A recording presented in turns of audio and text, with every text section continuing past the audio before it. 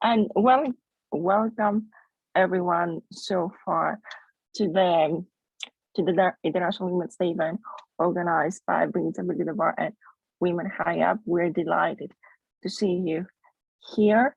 We will give it a couple of more minutes so more people can join because the event was sold out. So just like 2-3 minutes to ensure that everyone is here. You can we're very lucky to have Matthew Banks as the BSL interpreter, and you can spotlight him on your screen. And please have your, if you need sub transcript, you can view it by pushing the button on the call.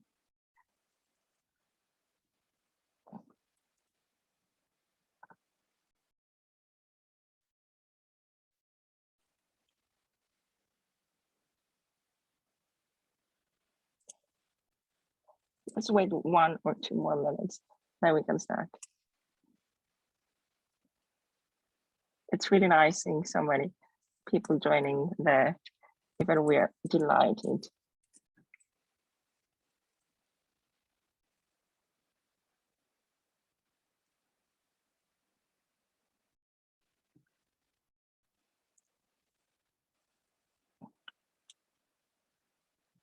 Also, as we wait, please go and get some tea, coffee if you want, because we have 1.5 an hour with you tonight.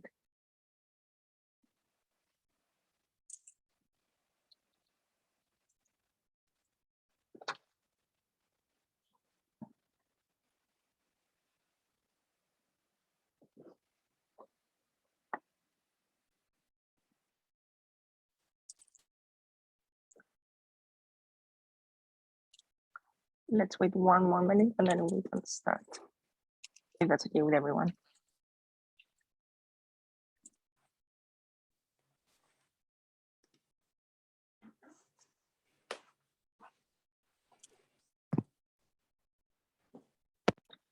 I can see the participants that they have started like leveling off, so maybe it's time to start.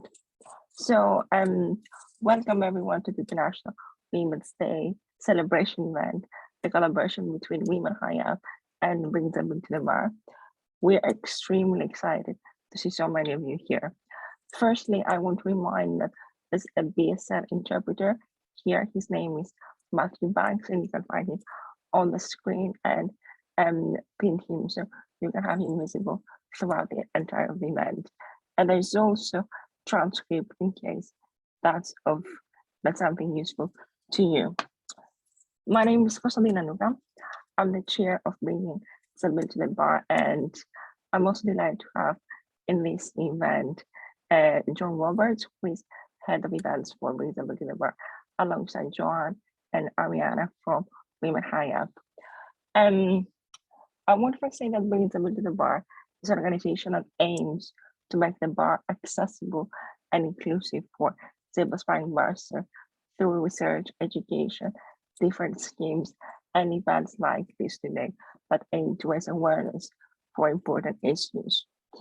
Before I pass the mic to Ariana, the Director of External Affairs of Women High Up, I want to share why today, the National Women's Day, is important to me. As a severely disabled woman, immigrant woman, who aspires to pursue a career in a very male-dominated profession, the bar, and especially criminal and public bar, I always felt that there were so many additional barriers I had to just overcome due to my gender.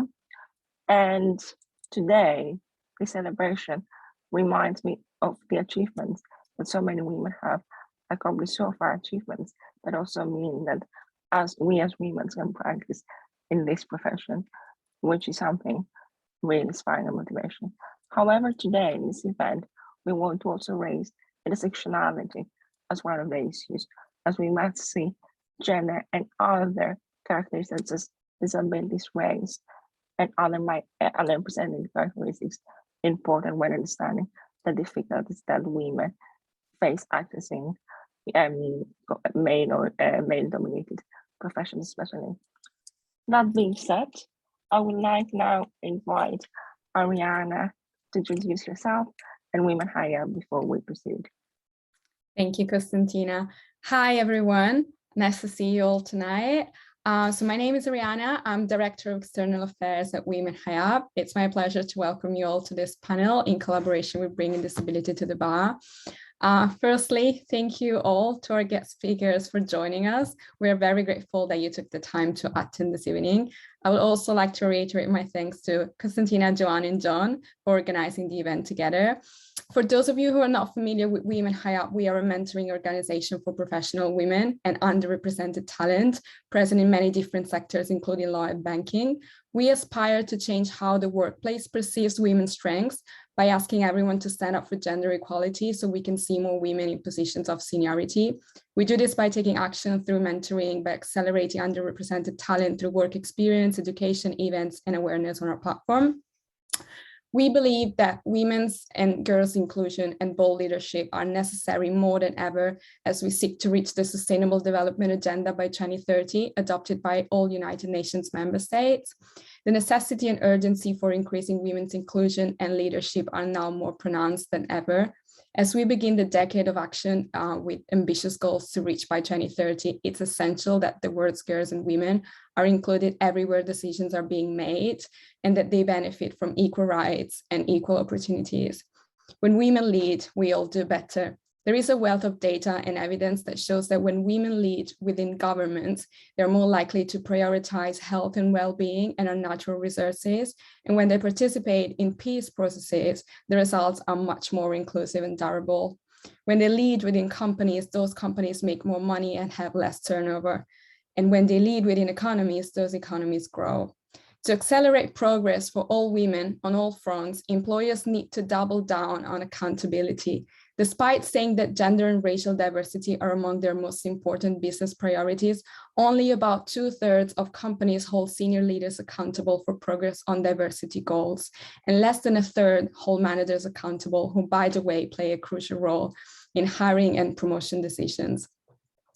Moreover, among companies that hold senior leaders accountable, less than half factor progress on diversity metrics into performance reviews, and far fewer provide financial incentives for meeting goals. Companies need to treat diversity as they would any business priority, and that includes tying progress towards goals to advancement and compensation. With this event, we aim to create a safe space for discussion, addressing our experiences of systemic issues, and through sharing our experiences, we hope to inform, challenge, and inspire our audience and invite this conversation to continue, and I urge everyone on this panel to do the same. We are the ones who will be leading the way on these issues in years to come, and we are the ones worthy of developing our boundless potential. Happy International Women's Day, everyone. And now I would like to hand over to John. Over to you, John. Thank you very much, Ariana. I'm in no way as eloquent as that, so forgive me for not being quite as impressive. The reason that this is particularly important to someone like me is with Bringing Disability to the Bar and Women High Up, we have an intersection of two different groups that both face quite significant challenges in their professional and personal lives, and the overlap between those is something that's even worse and not necessarily thought about all that much. I'm coming at this from a slightly different angle. The BSB, the Bar Standards Board, had done a bit of research into diversity at the bar in 2021, and essentially what they found out is the more senior the profession goes, the less women there are generally. In terms of recent pupil barristers, the gender split was actually fairly even. It was about 55-45 in favour of women pupils. But once you get to practicing barristers, that percentage falls quite a lot. Of the 100% of practicing barristers there's 38.8% of them that are female. In other sectors and other industries, the split is much closer to 50-50. And once you get to QCs, once you get even higher, 17.9% of all QCs are women. There's a real issue with representation on that side. And equally, the BSB also found out when they interviewed people regarding disabilities, 6.8% of the people that they got data from disclosed that they had a disability. In the general population, the rate of disability disclosure is about 16.4%. So both of those factors are things that are underreported and underpresent, if that's the best way of putting it, in these kind of professions. That's something that we want to create an environment where that's not the case anymore. And with that, I'm going to pass to Joanne, who will hopefully be a little bit more invigorating than I am with it. Thanks, John. Good evening, everyone. Thank you so much for joining us. Thank you so much to everyone that is here. Thank you to BDABar and in particular our guest speakers. The theme of this International Women's Day is Break the Bias. The suggestion that someone is biased might sound like a personal criticism, but as humans, we all have biases. I cannot talk about all the biases that women face because of their individual characteristics, but I can tell you that I've had some interesting experiences because of my gender, because of my socioeconomic status, and at times because of my Irish accent. There is no one-size-fits-all solution to bias, but we have to confront it from every possible angle in society and also in the workplace. So much work is still required and voices must be heard despite the small changes we're making. I'm going to keep my speech quite short tonight, but I would like to tell you about my experience with workplace discrimination and what I learned from it. I once started a new job with a woman about my age with similar career aspirations to me. I discovered after a short time of working together that the environment became incredibly stressful. It was toxic. I felt that the woman working with me felt like she needed to compete with me. She seemed to be under a lot of pressure. She was working long hours in order to try and win or achieve some kind of betterment. For some time, this fraught relationship didn't work for me. So I decided I needed to do something, and I didn't feel like I could confront management about the issue. So I decided what I needed to do was I needed to confront her. So I invited her out for lunch, and I never forget the look on her face because I don't think she expected me to do that. I told her that I wasn't a threat to her, and nor did I want her to feel like she needed to work longer hours than me, leave the office after me, or be under any pressure. And frankly, we didn't need the stress because the busy working environment was enough and it was counterproductive. The result was that my colleague opened up to me and we actually became close friends. So we began to work together as a team. She won't mind me telling you this story because we laugh about it now and we're very, very good friends actually. So some of you might think this story sounds a bit immature, but here's the best part. When we started working together as a team, other colleagues told us that my manager, who was also a woman, had deliberately set us up against each other and wanted us to compete with each other. So she created, maybe without knowing it, an antagonistic working environment for us. She wanted us to compete with each other and not in a healthy way. She believed this was what was right for the business and what would make us more productive. But some competition elicits fear and unhealthy working environments. I cannot stress enough tonight that in order to compete with your peers in a healthy manner, you need to understand that you are your only competitor. People behave differently depending on whether they feel fear or excitement. We need to support the other women around us because we are stronger when we support each other. We are stronger when we lift each other up. So why don't we take responsibility and create an environment which encourages this type of productivity? We can rise together. Let's call out the people who do not support this type of positive, healthy working environment. junior members of the team need senior members of the team to help us with this as well. If you face discrimination because of your individual characteristics, for example, your race, your sexual orientation, or disability, you might relate to this in a different way. Different people have their own unique experience about discrimination and oppression. That is why women high up in disability, bringing disability to the bar, are collaborating tonight to raise awareness on many different issues and to point them out. These issues do intersect, and allyship is so important. We need to take action together. Thank you so much for listening, everyone. Happy International Women's Day, and I will now hand you back to Konstantina and Ariana to introduce our guest speakers. Thank you so much, Joanna.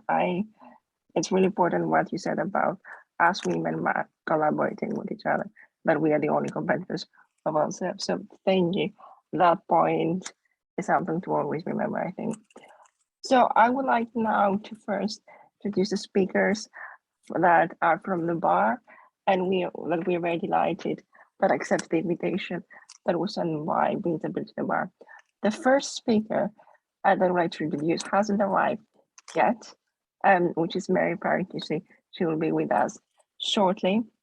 But Mary is a leading criminal QC at 36 crime group, and she's practicing homicide and serious sexual offences, financial crime, regulatory cases, and she has particular expertise in representing vulnerable defendants, witnesses, and victims.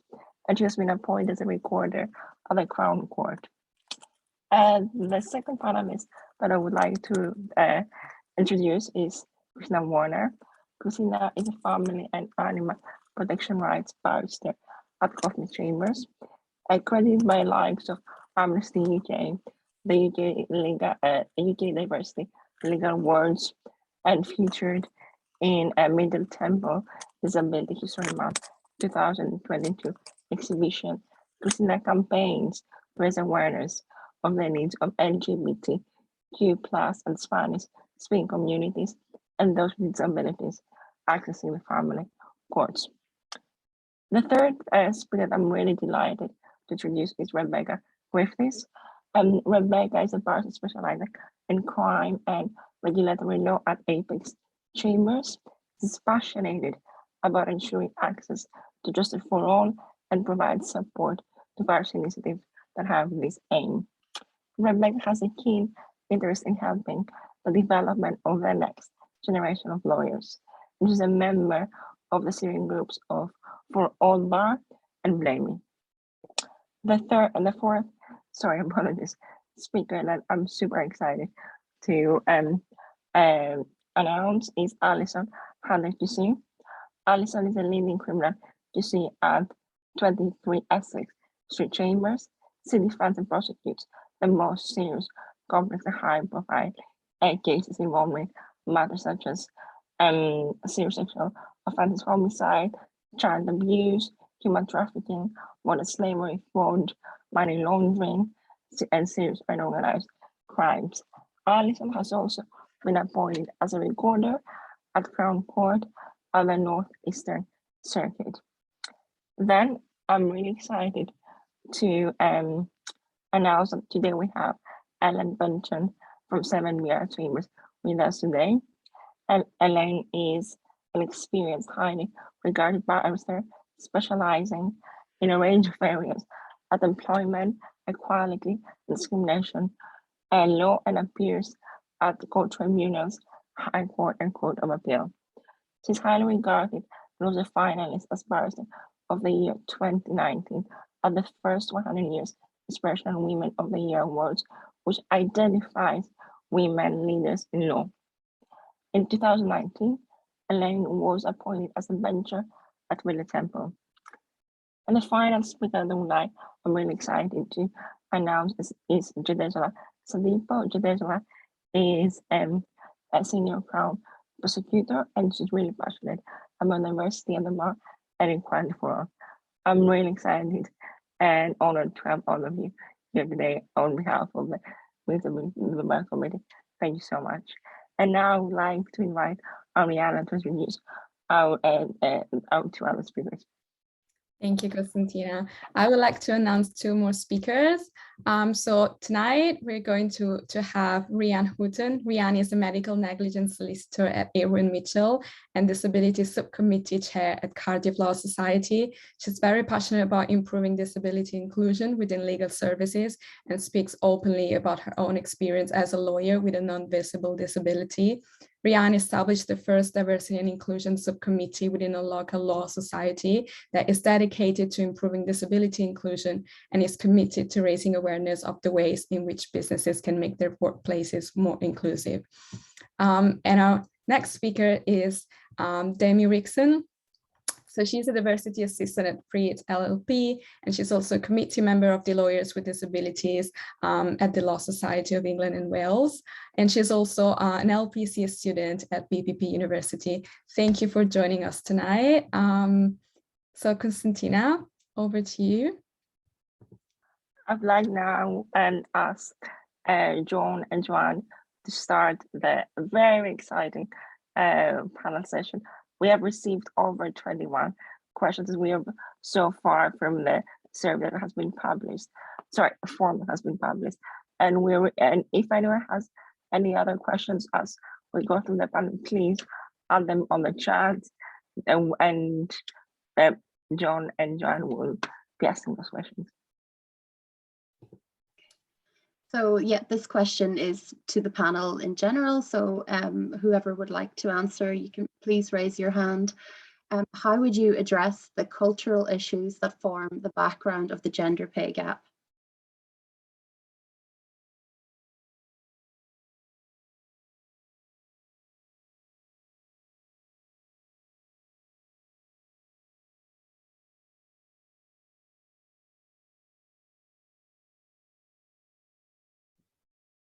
Sorry, is this about the bar or society generally?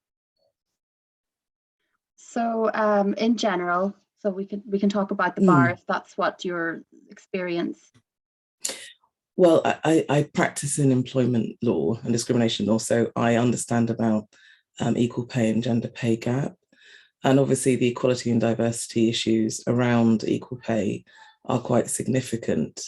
You have historic issues that affect the workplace, and some of those lead to hangovers in the way that workplaces are constructed that maybe favour men to advance their careers, for example. So that's one aspect.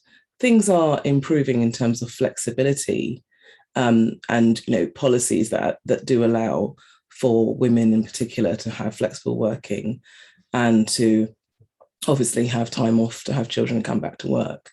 And I think there is more understanding about the fact that, if you're going to have equality, you have to have very clear and transparent procedures and policies in place. You also have to have consistent messaging and training coming from the top down and also from the bottom up and meeting in the middle. And employers really need to monitor their pay data, monitor their access, retention and promotion rates, and interrogate that. If there are issues in terms of equality between men and female, then they need to consider interventions to improve that. That could be mentorship, it could be training, it could also be particular initiatives that promote the advancement of women in the workplace. But I think it's really, really important to have transparency and to understand and interrogate the data and to be quite vigilant in the monitoring of it. Thank you, Elaine, for that answer.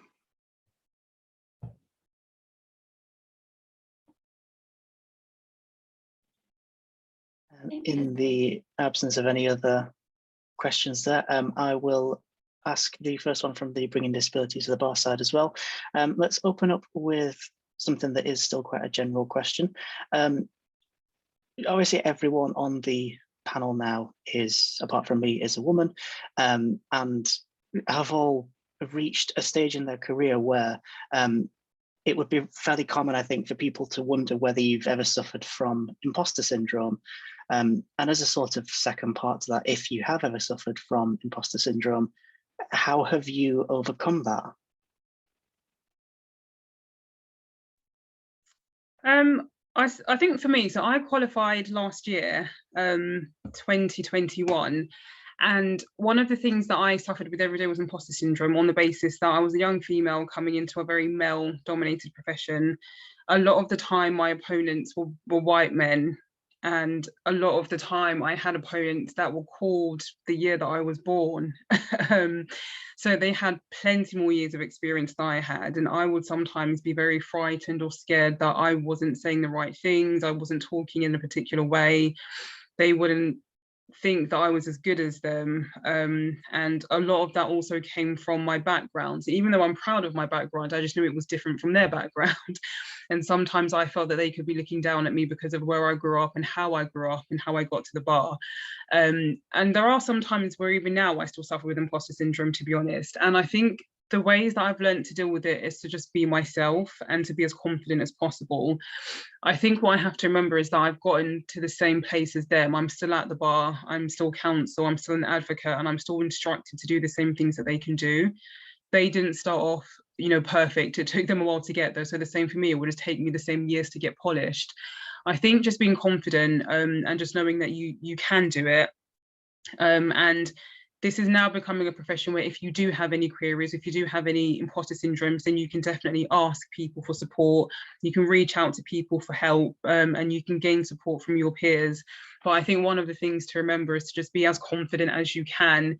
And even if you do have imposter syndrome, to try not to let it show, and just to literally try to power through it and to just give the best performance that you can get every single day.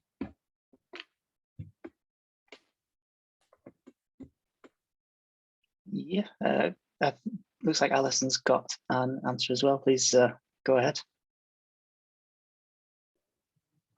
I suffer from imposter syndrome every day, and I use it as a tool to make sure that I am performing at the best possible level that I can.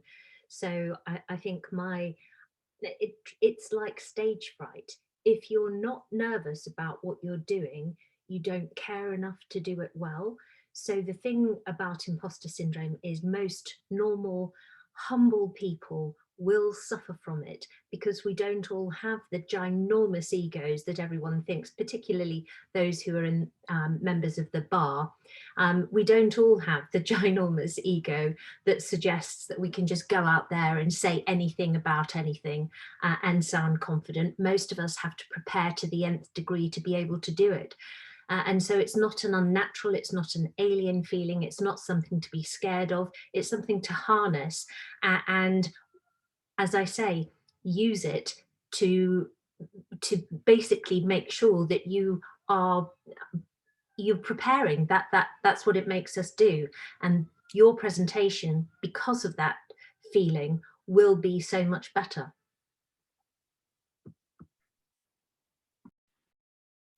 Thank you. I think in the order we had Rebecca next. I think Christina's hand was up before mine, actually. Oh, very sorry. Please go on, Christina. Oh, okay. I would say that imposter syndrome is something that affects all of us. I would love to see someone who hasn't been affected by imposter syndrome, because I suspect they might be lying. But what I would say is some of the best advice I ever got was from my mum. And it being International Women's Day, I think it's important to mention the women that have come before us. And I remember my mum, she was that second wave feminism, 60s, 70s. And she told me when I was first called to the bar, which now was a good few years ago, no one can make you feel inferior without your consent. And you hand that power over, because imposter syndrome is that sense of anxiety, that sense of that doubt that eats away at you. And certainly it's a training opportunity. And I agree with what's been said that, you know, it's a matter of preparation and having confidence in yourself. But I also think it's a case of taking the power back.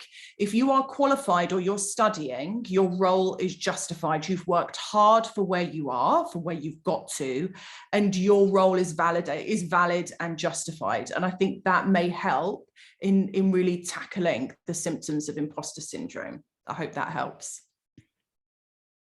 Yeah, I'd absolutely reinforce that. And I think it's important to share it, first of all, because it does open it up and make you realise that you're by no means the only one. In fact, as Christina says, it's a little bit odd if somebody says they've never had it, but also so that you can encourage the next generation coming after you. I've had various absences from work for reasons of both maternity leave and disability, and have had to come back having had a gap. And the imposter syndrome never goes away when you're returning. Every single time it comes back, and you think, well, can I still do this? And it's just important at those stages in your career to remind yourself that you've done it before. The fact that you've been away having a baby for a few months, or that you've been unwell, or whatever the reason is, hasn't changed your ability to do the job. And you need to have an internal monologue with yourself, really, just to remind yourself that, as the others have said, you're where you are because you deserve to be there and that you can do it. Thank you. I think we had Demi next. Hello all. So imposter syndrome is quite I'd say a big one for me that I'm still reflecting on. I definitely still have it to this day. And I had it definitely as an undergraduate student entering my paralegal career. And like I said, probably still to this day. The one piece of advice is, I would sort of echo what Christina said, is take the control back of it, over it, and try not to let it stop you going for those decisions, because it does make you doubt your abilities and your confidence. And I feel like now, finally, years later, I've just sort of sat down with myself and said, no, why are you not good enough? Where is this coming from? And who's actually saying this to you? And go for those opportunities, and what will be. And just don't let that voice stop you writing that training contract application, or writing that scholarship application, or whatever it may be. Just go for it. And I definitely feel, as a disabled sort of graduate entering the legal profession, external factors such as having support regarding my disability and reasonable adjustments massively gave it like a sort of skyrocket imposter syndrome. I don't know if that's a good analogy, but yeah, having not the support on my disability made it a lot worse. But just sort of take yourself back and think, yeah, you may not be in a great situation in terms of your external factors, but think about you and your capabilities, and that you are worthy to be there, and just keep pushing forward.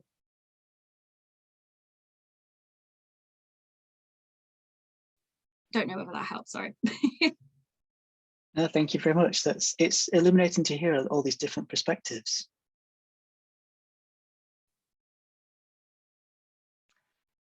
So we also had a question in the chat box as well, and the question reads, something Joanne alluded in her introduction was women supporting other women in career development. What is an example from your career of being supported by other women, whether peers or in mentorship?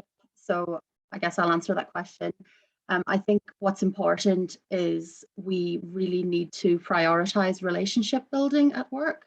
And I think we need to reach out to each other to create a positive working environment.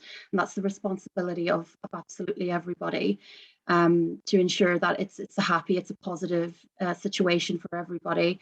We need to support each other against unconscious bias as well.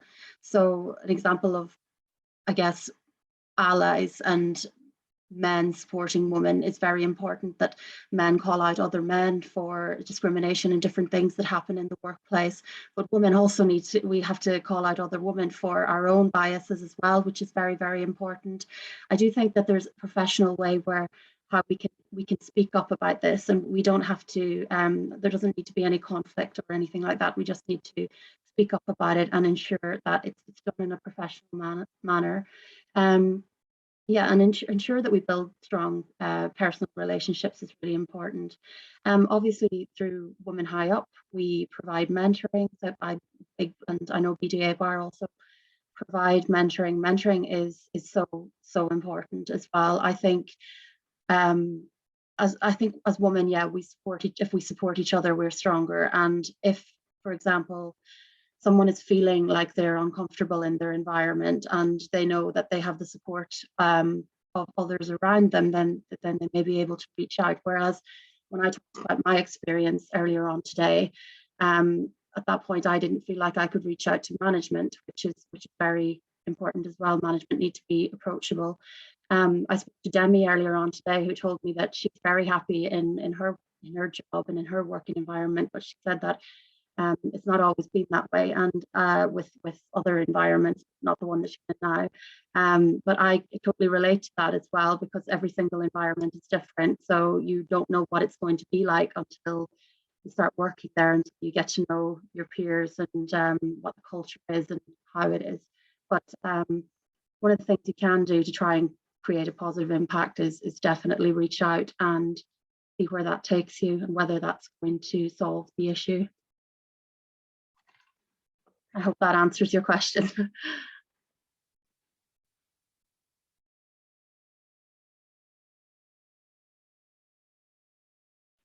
Sorry, I think we had Demi waiting to give an answer on that as well. I think your hand's up. Yeah, just a quick one on sort of women supporting other women. I think it's incredibly important to support each other, to have those difficult conversations on career progression, whether it be money, how to negotiate a pay rise or a promotion, and also importantly to have ambition. So I know sort of historically that we've got a lot of women at the moment sort of in the junior roles in the sort of solicitor's profession, but higher up there's not many in partnership. So but why is that? So let's support those women and having those conversations about where do they want to go with their career, why would it be for them, and why would it be not so suitable for that individual. And I think senior leadership can really lead the way on that. I'm incredibly sort of lucky to say in my organisation I've got senior leaders actually talking today about it on a lunchtime panel about the barriers they face, how sort of they overcame them or adapted to them, and why they do what they do. And I think that's really just refreshing to know they're leading the way, and that could be me one day. So I think we definitely need role models in that as well.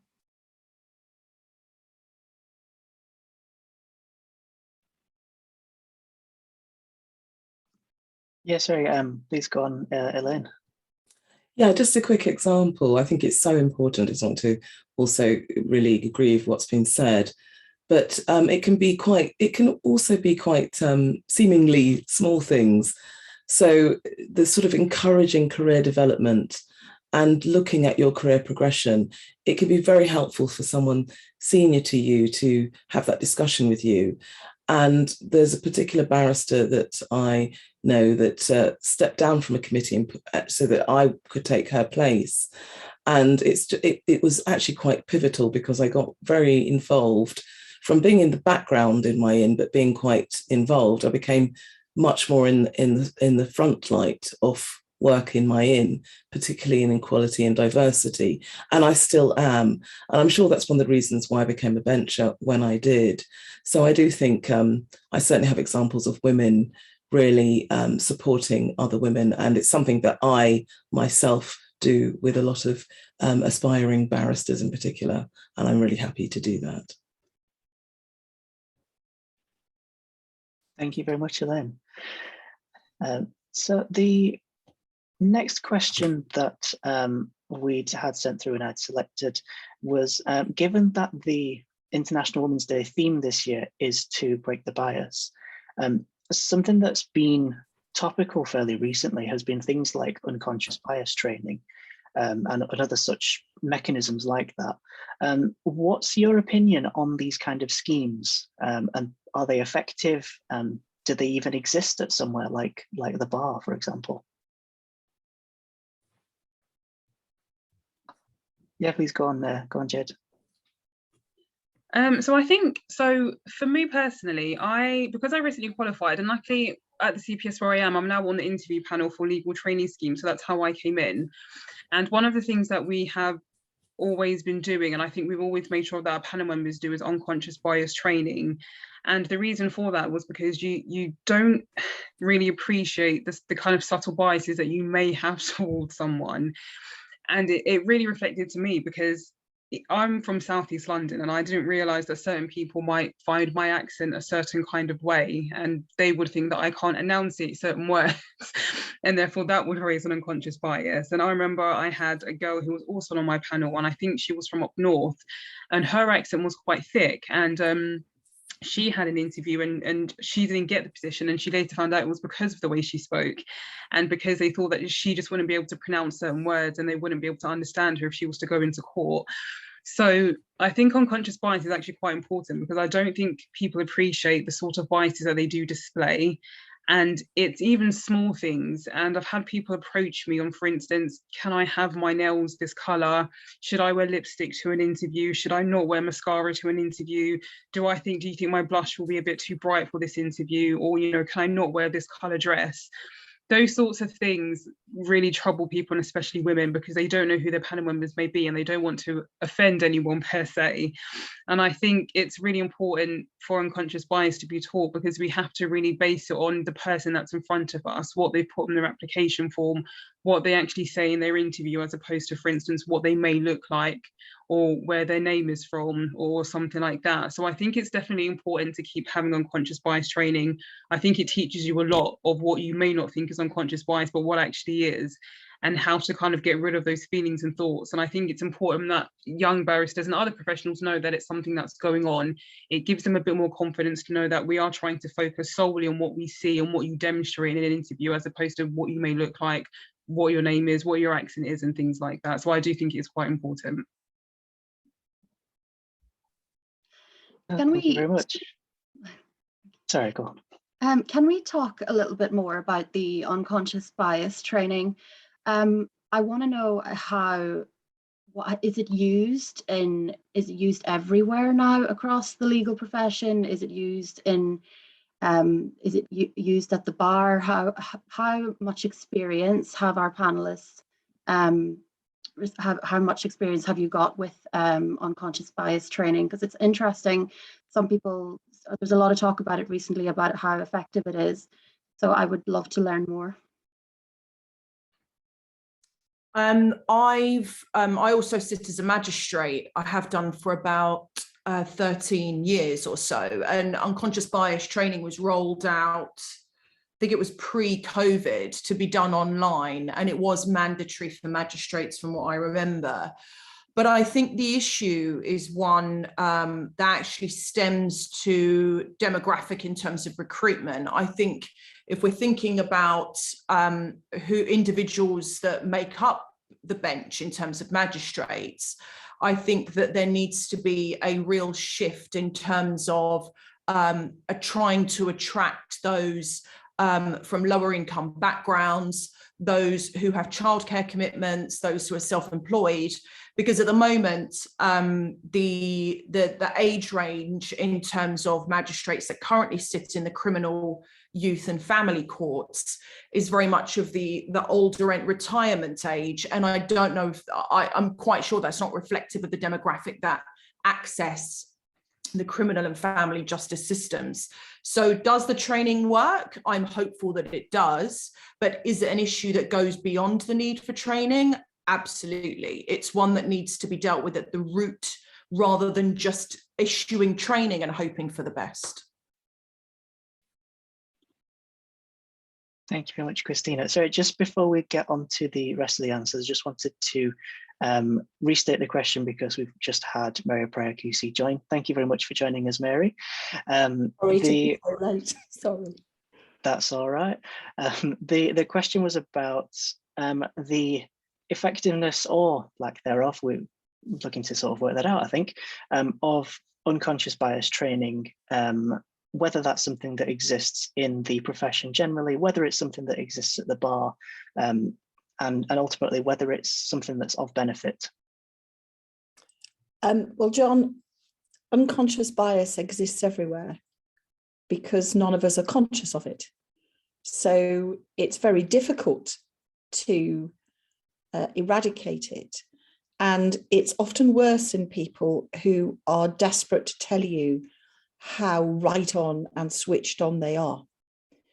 So they will tell you very strongly that they are absolutely determined to make this profession as fair and open as it is. But in fact, that is something that they have almost learned as a dialogue.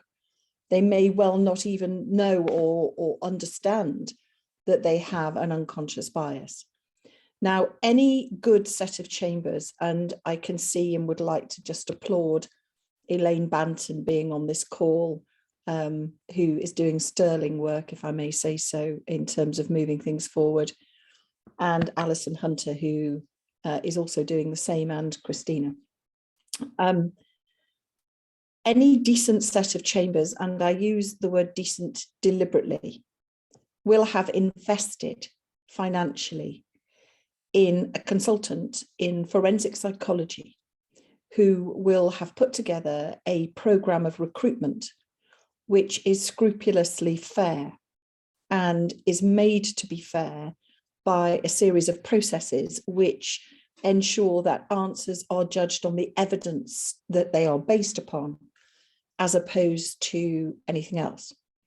So in other words, we don't just pick people who look like us, lovely pink old people or lovely pink privileged people.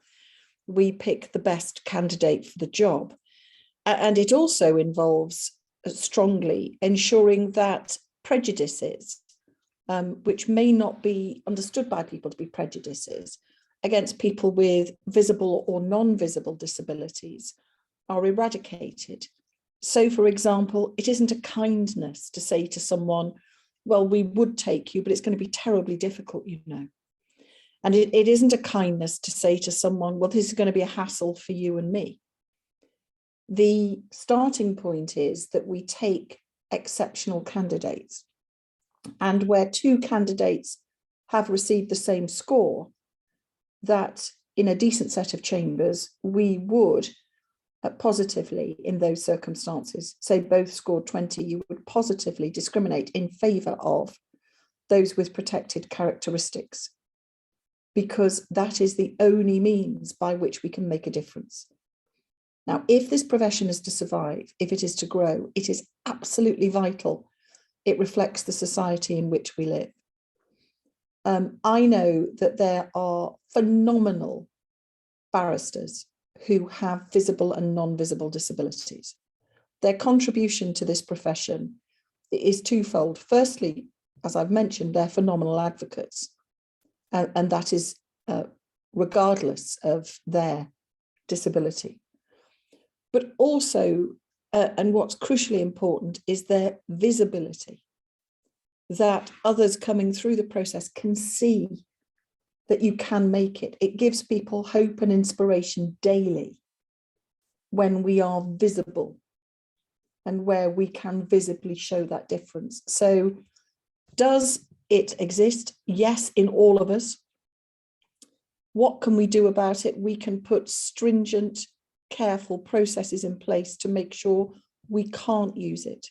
And for anyone who hasn't done it, may I suggest that you go on to the Harvard website and undertake unconscious bias training. You will be astounded at the results.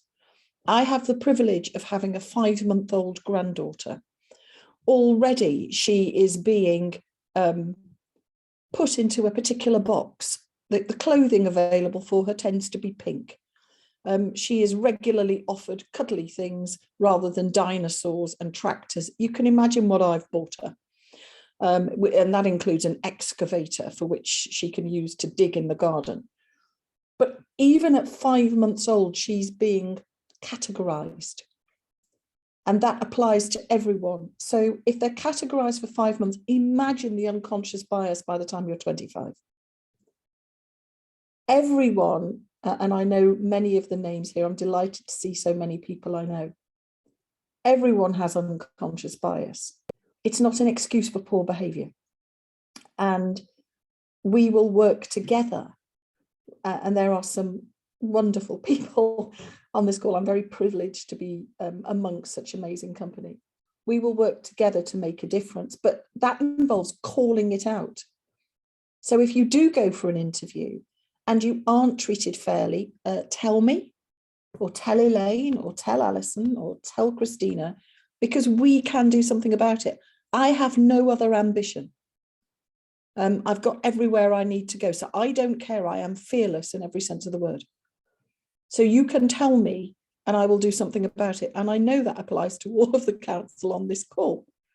We do call people out. We will call people out. So don't put up with it.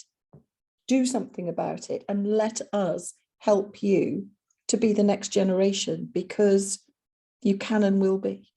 That's what I've got to say about that. Elaine, did you want to follow up on that? Just in terms of the Bar Council, just in terms, because I'm co-chair of the Equality and Diversity and Social Mobility Committee on the Bar Council, there has been more training on unconscious bias. So, for example, we talked about recruitment. The fair recruitment training includes unconscious bias training, as does the race awareness training. So it is incorporated in some of the training vehicles that the Bar Council offers for chambers and is rolled out. And certainly I'd agree with the Harvard implicit bias test. It's a really interesting one to do. It doesn't take very long, but it shows that we all have biases. And we all come from the fairness paradox, which is we all think that we're fair and we treat people equally, but yet we know bias exists. And I know this is my practice area as a discrimination lawyer. I'm constantly trying to show bias and trying to, stamp it out in my day-to-day work. So it's real, and we all have to be vigilant about it. But is training by itself a panacea? No, it's not. It's one aspect, but it is important, but we cannot just focus on that. It's got to be as part of various initiatives to really try and improve and advance equality and stamp out discrimination. Thanks. Demi also has her hand raised. Yeah, I was just going to sort of top on Elaine's point, where I think that it's the duty of chambers and law firms and organisations to ensure that the unconscious bias training and conscious bias training extends to the third parties who they work with, such as recruiters. So the Law Society's reasonable adjustment guidance found that a lot of external recruiters were weeding out disabled candidates before they even got through the door, which would be against that law firm's D&I policy and recruitment policies.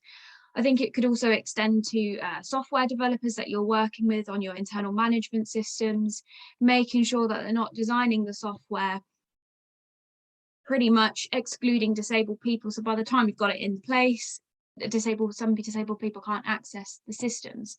So creating access and ensuring that the people you work with has the training and aligns with your strategy and where you want to be as a firm or chambers is really, really important.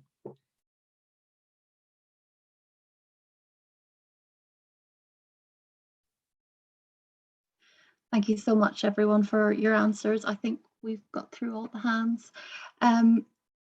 Can I just ask, this is going to be a different type of question now. What implementations do workplaces still need to adapt to assist disabled people?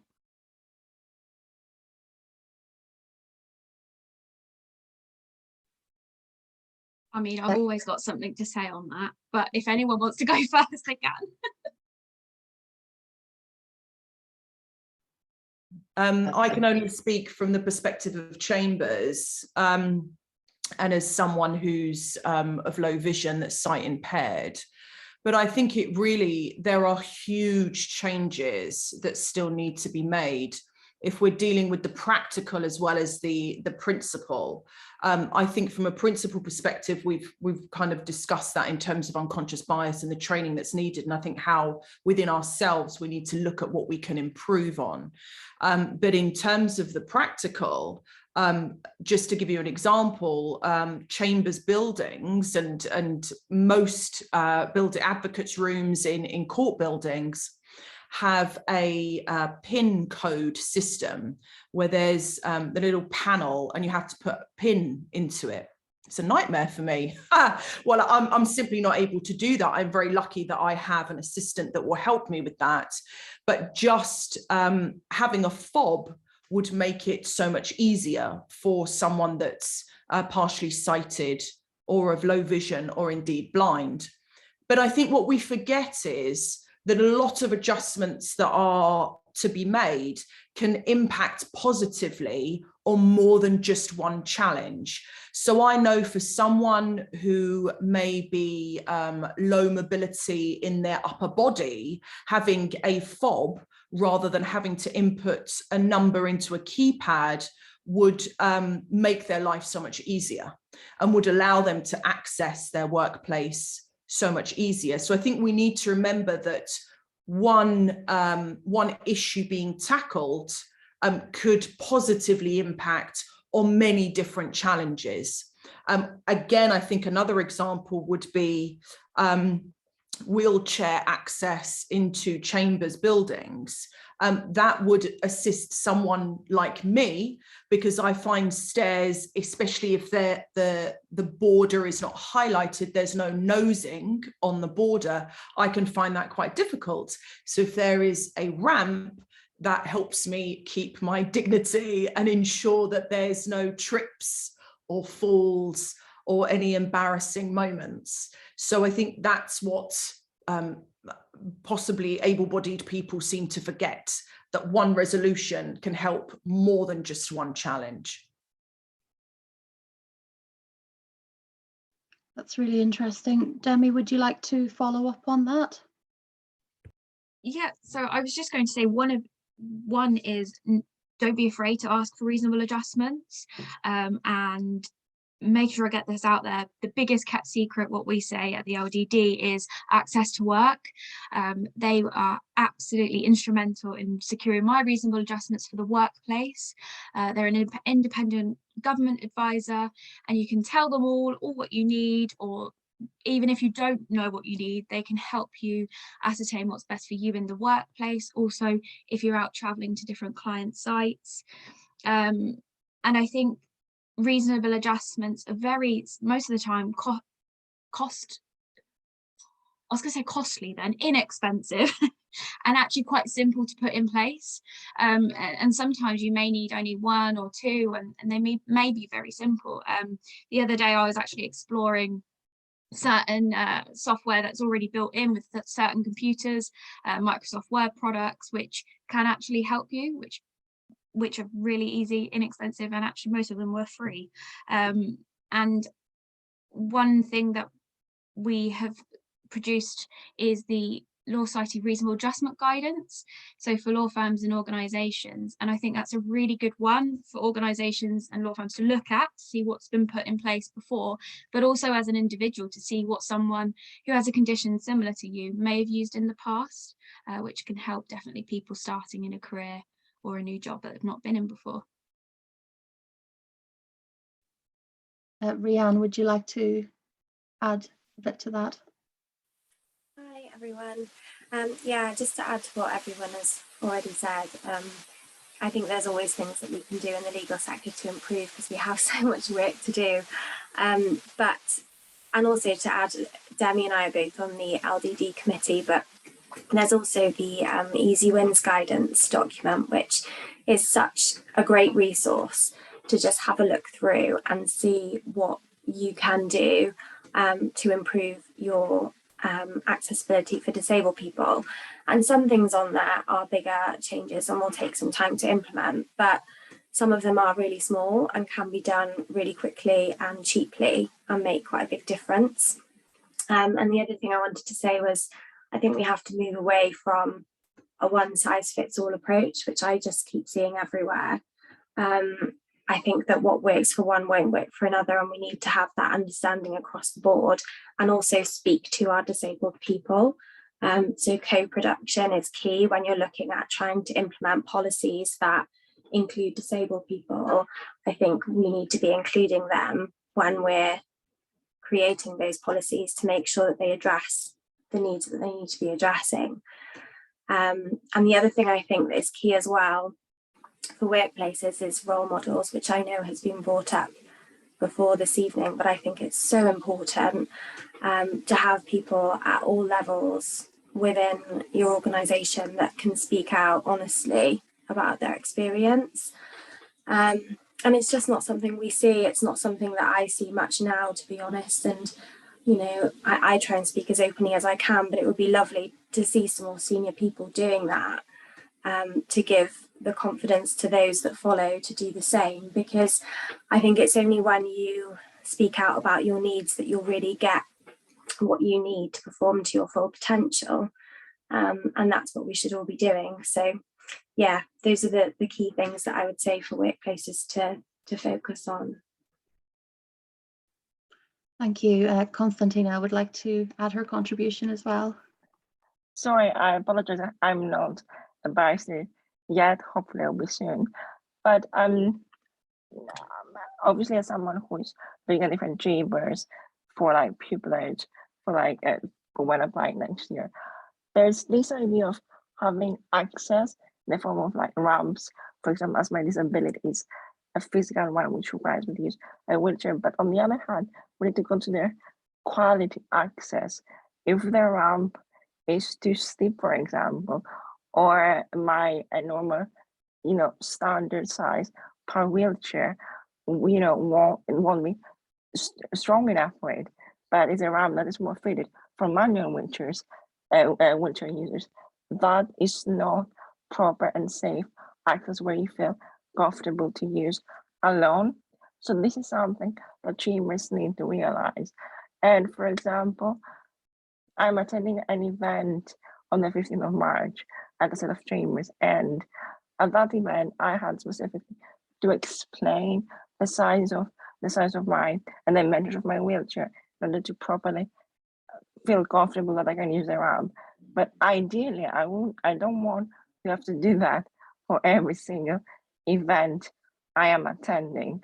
And the same also happens with law firms, because I did some vacation schemes, during my undergrad, and there are a lot of money within the law firms and chambers. So investing, for example, for like automatic doors or ramps that are of good quality is something that will assist not only disabled people, but able-bodied people as well. Something that can make a huge difference in the life of someone with disability can also make a very big difference for someone who does have a disability. Just for like automatic, sinks and tabs on the sink can make such a huge difference when I go to an accessible toilet, for example, in a set of chambers. Otherwise, I have to rely on someone else, or those big difference that for me can also help someone that's having disability. And it doesn't cost too much, nor it's such a hard work nowadays. So that's my perspective as someone now entering the profession. I don't know whether it's worth adding. I spoke about this with Joanne earlier. I was a bit nervous to say this, but when I was in undergrad, I actually considered becoming a barrister, but I had no role models, or I didn't know any disabled barristers out there who I could speak to and who I could see who was practicing. And then I heard one horror story where the court was inaccessible and a barrister had to crawl up to the courtroom, up the stairs. And I know that back then one day I'd need a wheelchair, which I do now. And that fact alone just really scared me, and actually thought, well, okay, I'll just work in a law, not just work in a law firm. It sounds like I'm dismissing the LPC and solicitor profession now, but I thought I'll go into a law firm because there might be modern offices, a bit more accessibility, and by the time one day I'm qualified, I could get higher rights. But that shouldn't be the case, is that we're actually putting students off from entering a fantastic profession, whether that's solicitor or barristers. We should be putting accessibility in right from the beginning of design. And if you've got an old building, don't just say, no, we can't do anything about it. Let's think creatively and reassure students that there are ways around it and you can practice in whatever you want.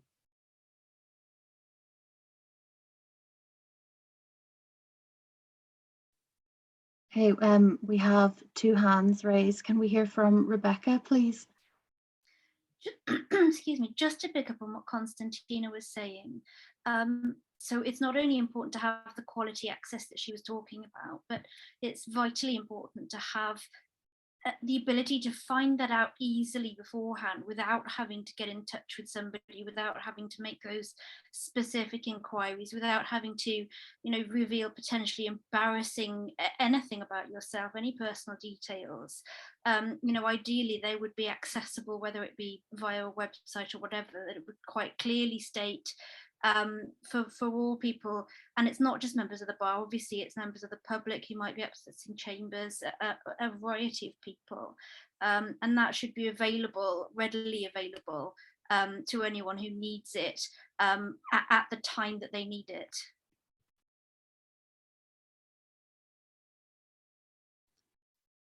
Absolutely. Can we hear from Jade, please? What I was going to say was bouncing off from Demi's point, and I think she made a really good point about the fact that she was kind of put off becoming a barrister because there were certain things that were inaccessible to her. I think the most important thing is if something's not in place for you, then speak up so it is put in place for you.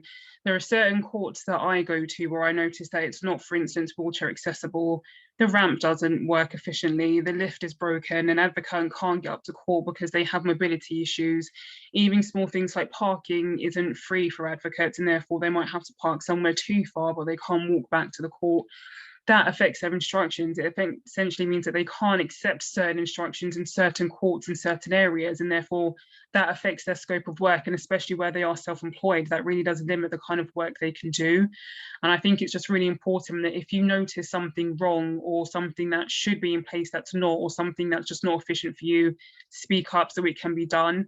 The court has a duty to ensure that advocates can advocate in their courtrooms, and if that can't be done, then the court should be held accountable for that. Essentially, I've been to particular courts where, for instance, the lift has been broken for weeks. Certain advocates still can't go there until that lift is fixed, and that really limits their instructions and the amount of pay that they can get because they're not able to go to certain courts. So I think that if something's not in place for you, then just try to make sure that you speak up so the relevant parties can do something about it. And if it's a thing where it's not being done, then like Mary said, you can definitely go to someone and they'll be able to escalate it for you because it should be in place for you to do your job.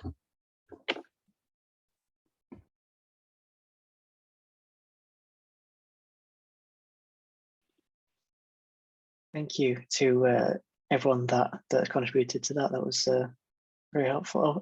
Elaine's hand's gone up as well. Did you have something to add? Just a really quick one.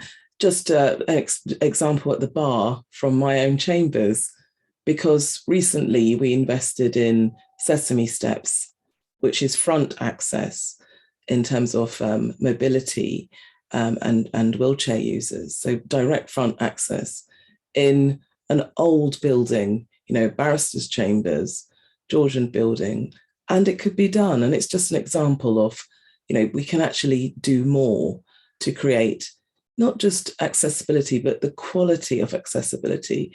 Truly inclusive accessibility can be achieved even in old, antiquated buildings. And it's just something to bear in mind, that we really should be demanding more of the bar and of other institutions.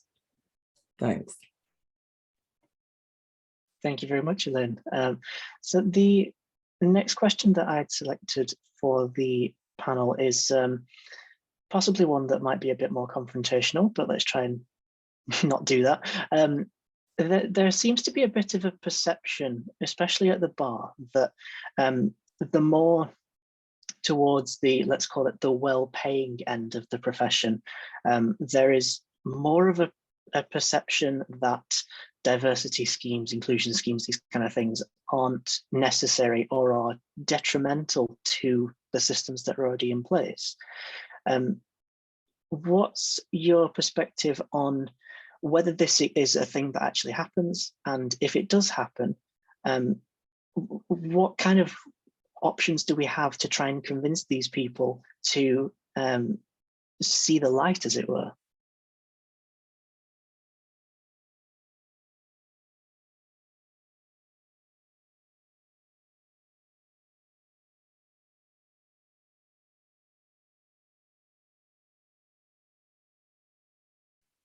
Apologies, would you mind rephrasing that question slightly if you can? Yes, sure. I was a bit wordy there, my apologies. There seems to be this perception among the more well-paying, commercial-focused sets of chambers or firms or whatever it may be, that they don't need to worry about diversity and inclusion and making these kind of adjustments for people. But is that something that you've experienced? Is that the case? If it is the case, what can we do about it?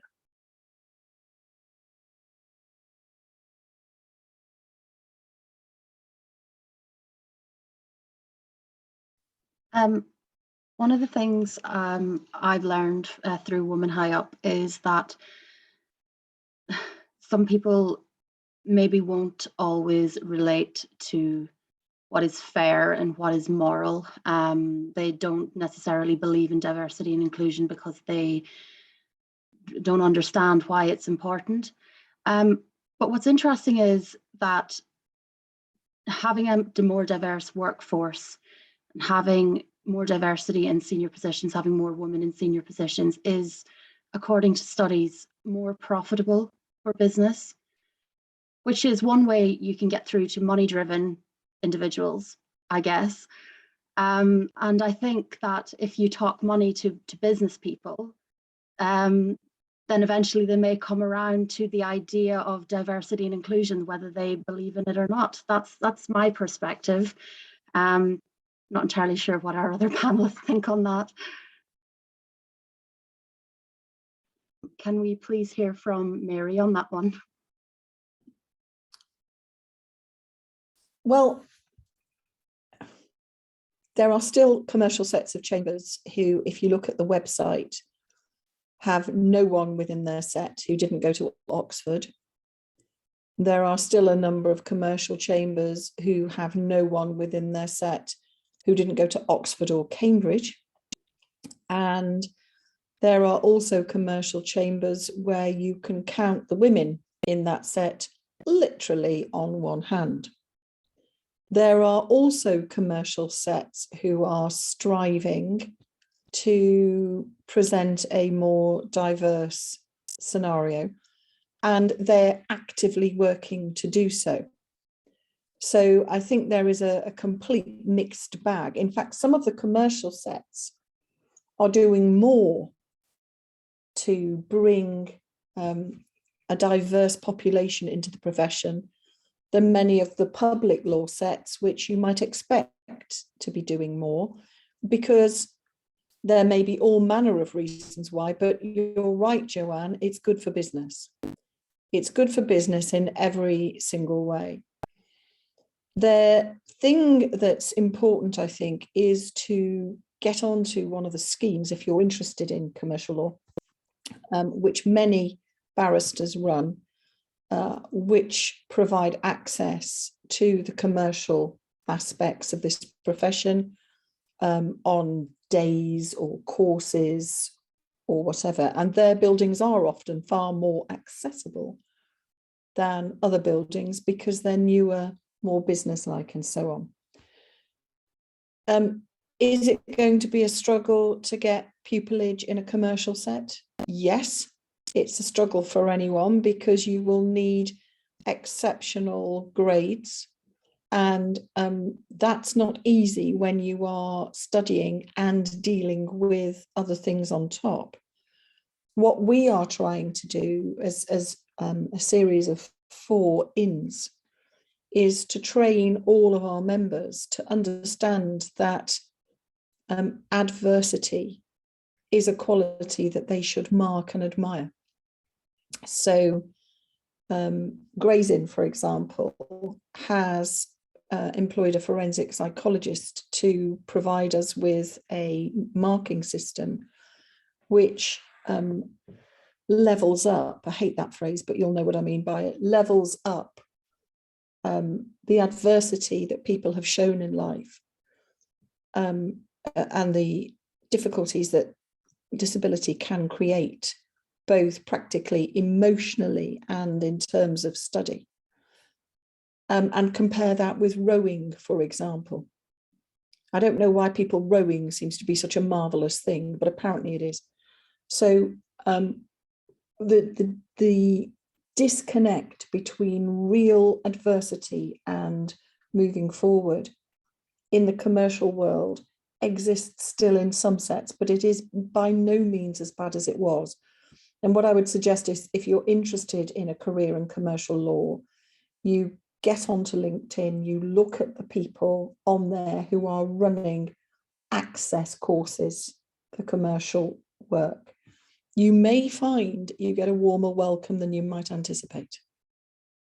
Not everywhere, be careful, do your research, but certainly in places. And again, students of this wonderful group, if you find yourself facing discrimination in any way, I'm here.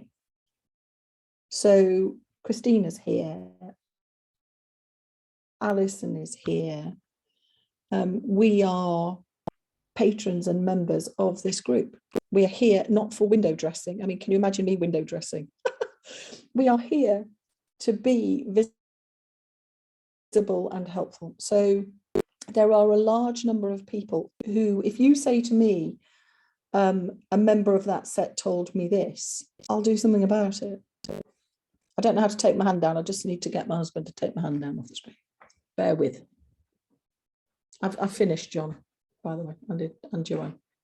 No problem. We can lower the hand from here like that. Okay, oh, marvellous. That's great. This is my husband. So, it's all right. I moonlight as a tech wizard, but not really. I think next up we had Rianne. Thanks. Yeah, just to offer, obviously, I'm not at the bar, I'm a qualified solicitor, but the distinction I see is more, it's not so much between commercial and non-commercial, it's very much between big and small law firms. So looking at the inquiries that we get through the Lawyers with Disabilities Division for support from disabled lawyers, and also looking at the inquiries I get through Cardiff Law Society for support. It's all coming from smaller law firms who don't have those D&I networks because they don't have the funding behind them to create those networks. So I just thought I'd offer that perspective, because it's not so much the commercial, non-commercial split, it's the size of the organisation. So I'm not sure if that's reflected in the bar and the size of the sets that you're looking at.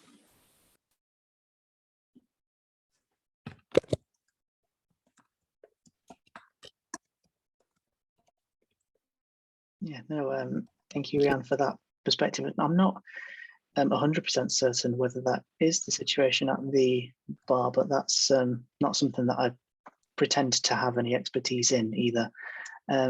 Demi, your hand's up. I was just going to sort of give a personal insight from graduation until now, which is around about 4 years, although it feels like yesterday.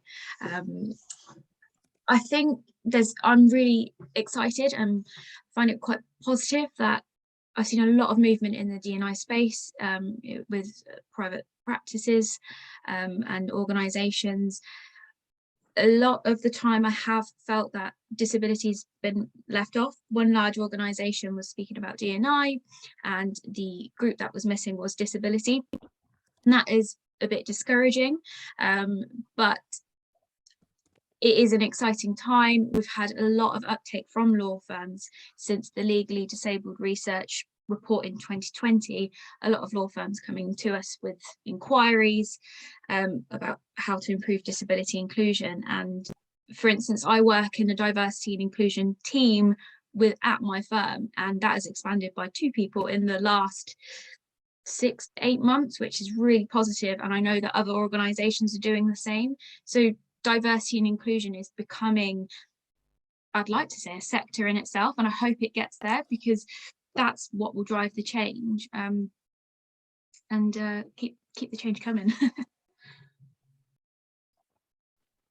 Yeah, no, thank you very much.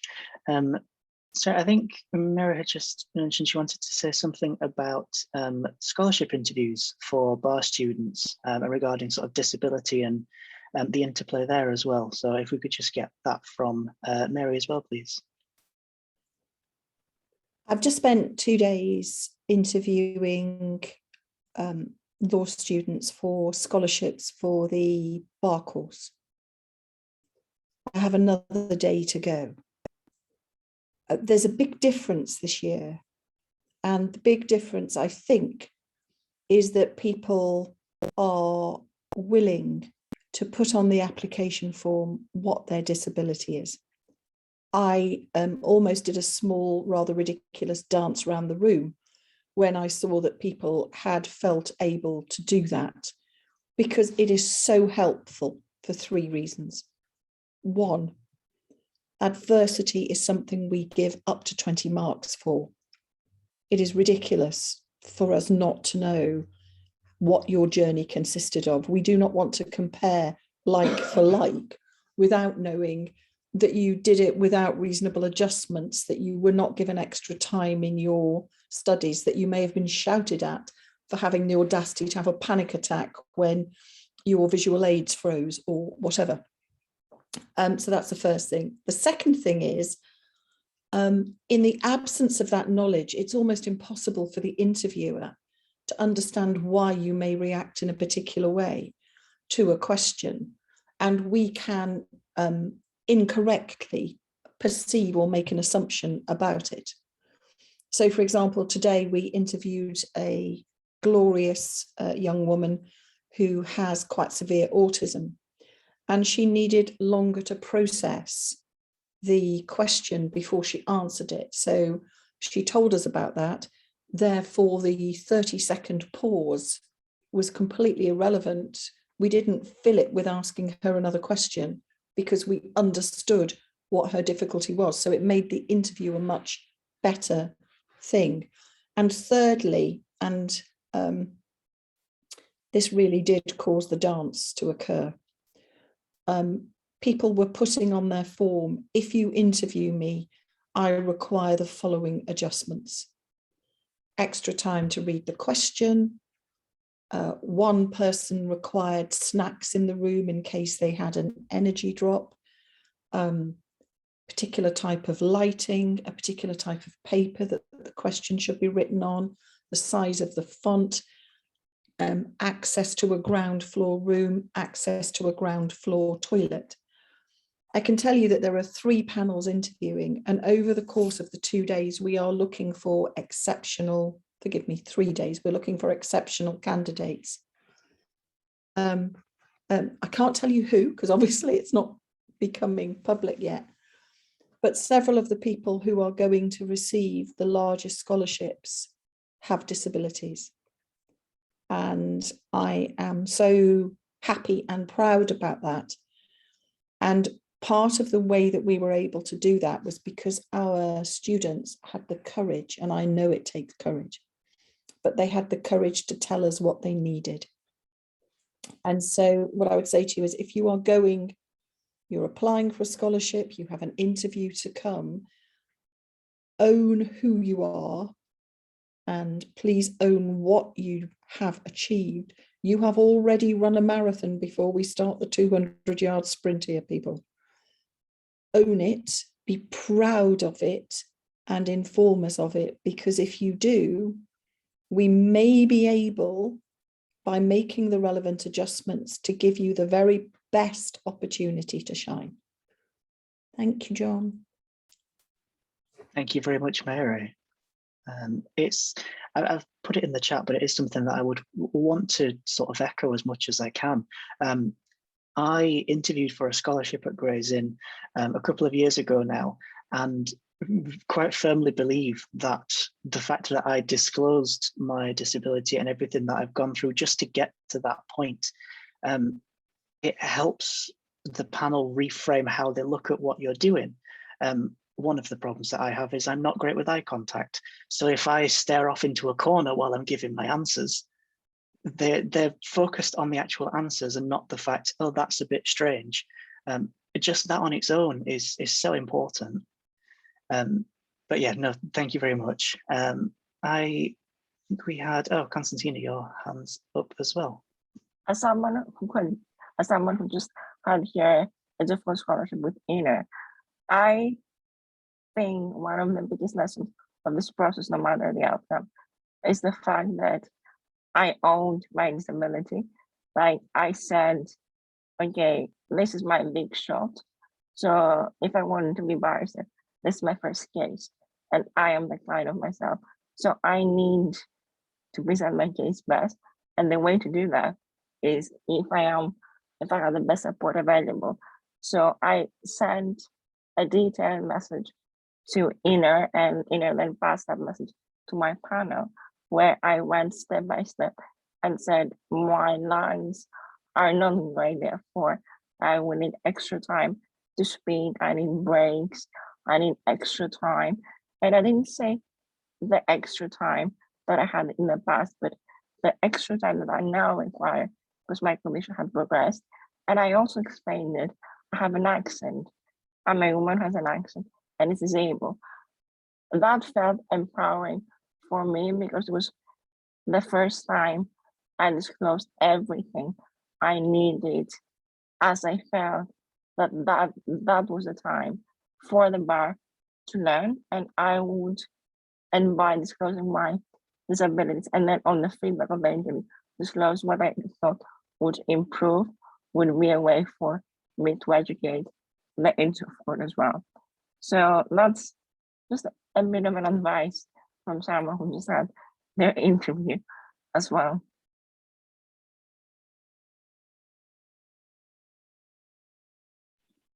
I actually had a direct message in the chat box as well. I was wondering if I could ask the panelists this question. This person has said, really amazing session so far. I'd love to know the panel's perspective regarding career progression. And sorry, I'm losing it because there's loads in the chat box. Regarding career progression and home life commitments, perhaps if they have faced any challenges and how they overcame it, how they balance their different hats they wear, and what do they do if they're up for a, sorry, what do they do if they're up for a promotion but don't end up receiving one due to home commitments or fear of not being dedicated to the role?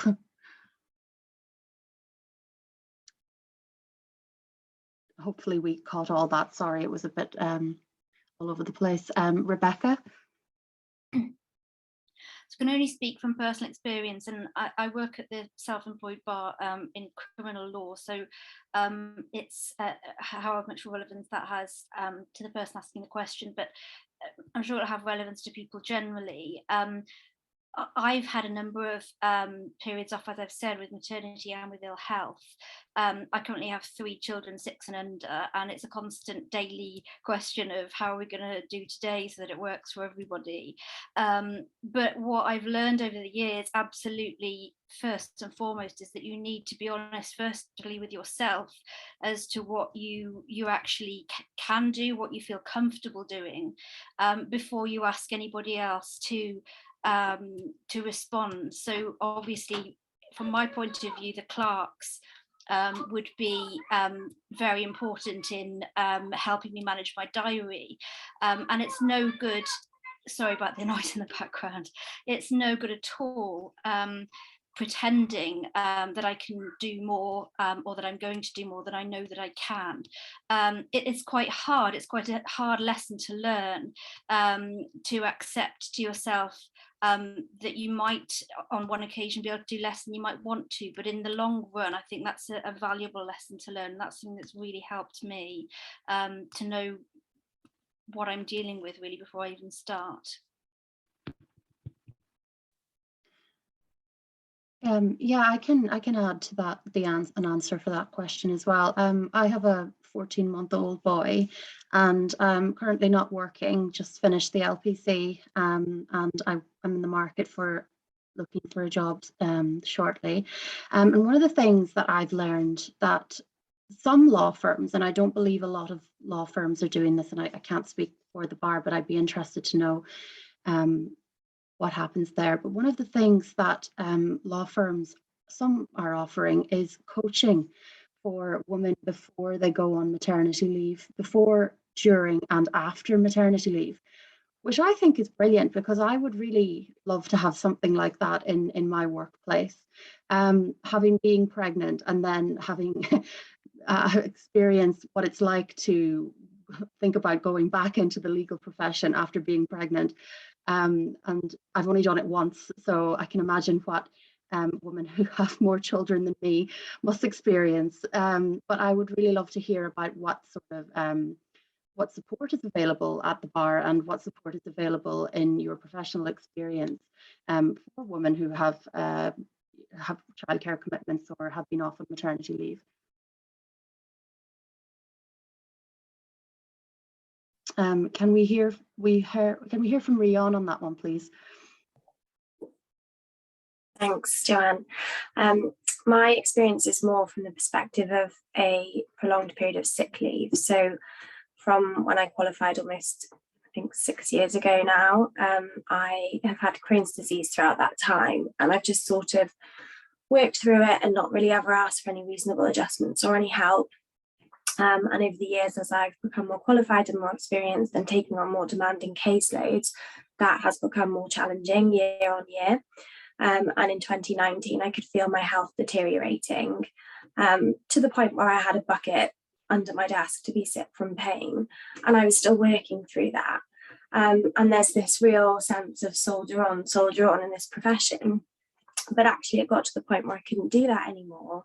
And I needed emergency surgery because my bowel had perforated, which meant I had to have a really long period of time off of work because I didn't establish those really important boundaries that I should have done.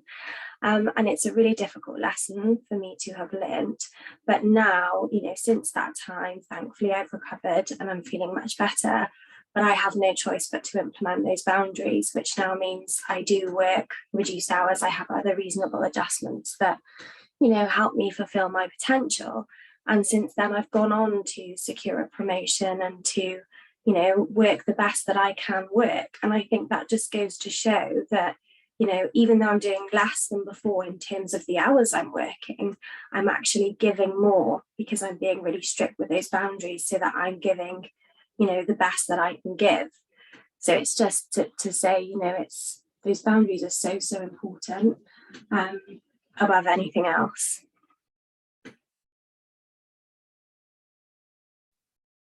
Thank you so much. Elaine, you also have your hand raised.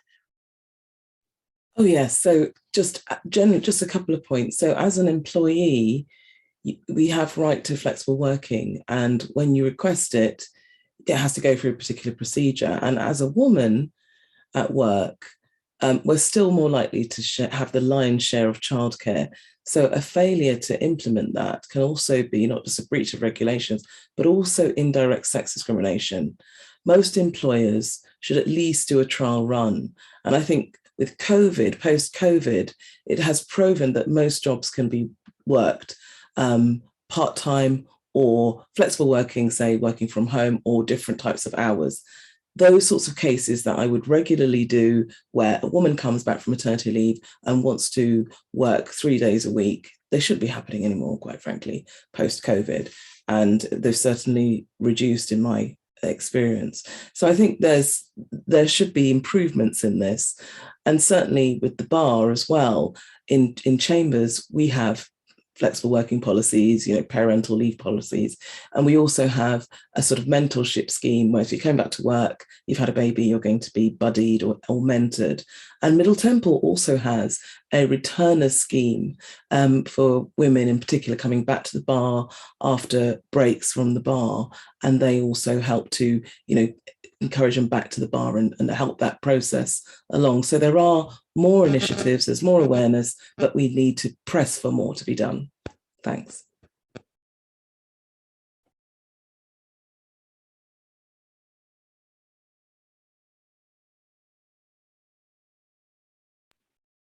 Thank you. So we are slightly running over, but thank you very much to everyone that's stayed with us. I am going to ask the last question that I'd sort of selected beforehand. You might be able to tell, it might come as a shock to some people, but there's a bit of a difference between me and everyone else on the panel. But I also know that I'm not the only male identifying person that's here. So somewhat selfishly, but it has been asked by someone else, I promise. What can someone like me do? What can men do to help improve equality, equity, and diversity for everybody?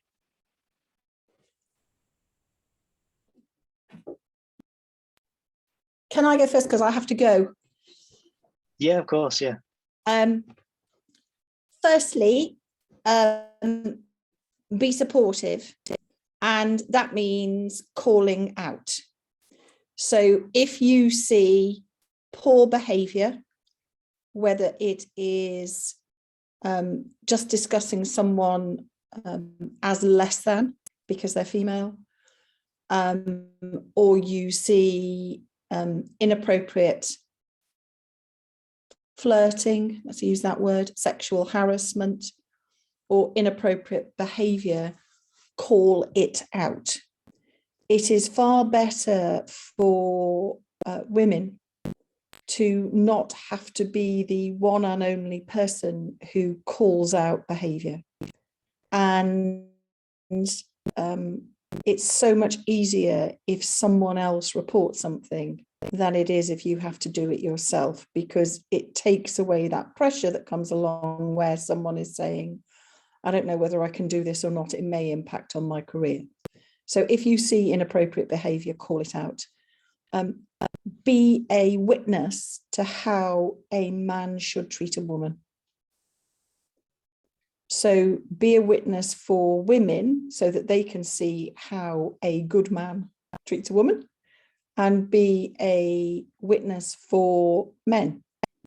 And in particular, if you have children, raise them to be fiercely independent, to not conform to any type of stereotype, and to not make differences between them. Tractors, dinosaurs, science, ballet. I have 5 sons. All of them have been brought up to respect women. I won't say that, that they are any better or worse than any other person, but I can assure you, if they saw a woman being mistreated, almost instinctively they will call it out, because they know very well what would happen if they didn't. Facing me when I have the face of disappointment is a weird and awful thing, far worse than a shout. More than anything else, do what you're doing now, John. Come to these sorts of sessions, understand, as I know you do, what it's like to walk in shoes where you are sometimes frightened even to just walk across the street. You have no idea what's coming. There is nothing worse than feeling vulnerable. Imagining what it's like to feel vulnerable and disabled is only something I can imagine. But you're doing your very best to be an ally. So be there, be an ally, be visible. And thank you all. I have to go. So sorry. Have a lovely Women's Day, you amazing people. See you all soon. Thank you so much, Mary. Thank you for coming. We'll see you soon. See you soon. Bye-bye. Yeah, and if we had anyone else that wanted to give an answer on that, though, please feel free. All I just want to say is that please just be an ally. If you feel yourself that you don't reside in a particular group, please just listen and please speak out for us, because we need everyone's help and support to make the change. I spoke about this with Joanne earlier, is that I'm one for calling out and trying to make as many suggestions to help improve disability inclusion, but we can't do it on our own. We need allies, we need men, we need everyone to help us move forward. And I think just listen and show up, and don't, I think we've been saying this quite a lot, me and my colleague at the moment, is it's okay to not know all the answers, but it's not okay not to learn. Just leave that. I'll leave that one there. Thank you so much, everyone, for attending this session today. I'm afraid we need to wrap up, as our Matthew, our interpreter, has to leave, and we are so thankful for his volunteering his time today and supporting us with the events. Thank you, Matthew, so much. On behalf of the Brings and to the Bar committee, I want to thank all of the wonderful panelists for spending during the National Women's Day with us. And I just wanted to say that this event, as a disabled immigrant women, entering the bar really boosted my confidence and gave me hope that I can be as successful as barrister in the next 2 years, hopefully. And I hope that was a feeling common shared by many attendees. So thank you. I would like now to pass to either Ariana or Joanne to conclude the event on behalf of Women High Up.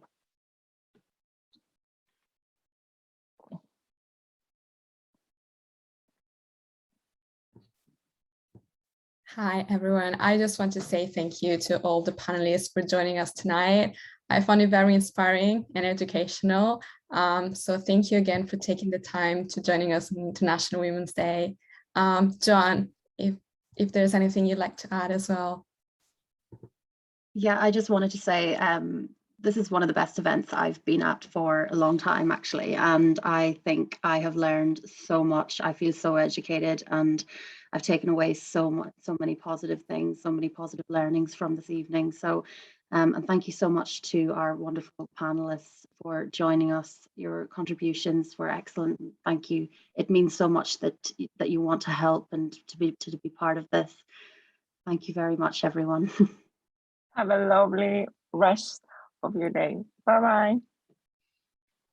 Bye. Thank you. Good night. Thank you. Bye. Thank you, everyone. See you soon. Bye.